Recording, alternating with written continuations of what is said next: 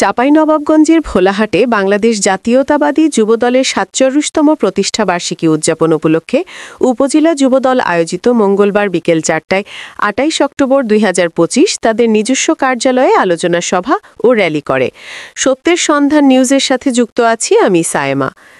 প্রতিষ্ঠাবার্ষিকীতে প্রধান অতিথি হিসেবে উপস্থিত ছিলেন বিএনপির কেন্দ্রীয় কমিটির শিল্প ও বাণিজ্য বিষয়ক সহসম্পাদক ও চাঁপাইনবাবগঞ্জ ২ আসনের সাবেক এমপি, ত্রয়োদশ জাতীয় সংসদের ধানের শীষ প্রতীক মনোনয়ন প্রত্যাশী আলহাজ মোহাম্মদ আমিনুল ইসলাম আমিন। তিনি মোবাইল ভার্চুয়ালে প্রধান অতিথির বক্তব্য রাখেন।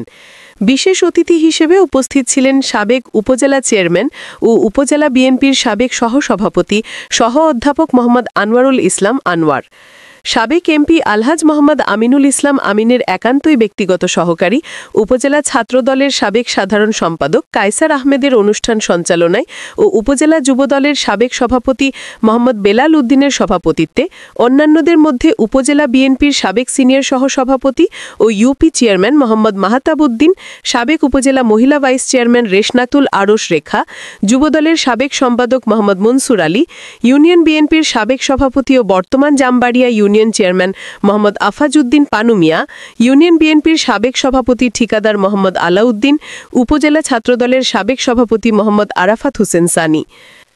আলোচনা সভা শেষে অনুষ্ঠানের বিশেষ অতিথি ও অন্যান্য নেতাকর্মীগণ একটি বিশাল বর্ণাঢ্য র্যালি উপজেলার প্রাণকেন্দ্র সন্ন্যাসীতলা ও প্রধান সড়ক প্রদক্ষিণ করে। এছাড়াও উপজেলা বিএনপি ও যুবদল, ছাত্রদল সহ অন্যান্য অঙ্গ সংগঠনের নেতাকর্মী এবং ধানের শীষের ভোটারগণ আলোচনা সভা ও র্যালিতে অংশগ্রহণ করে।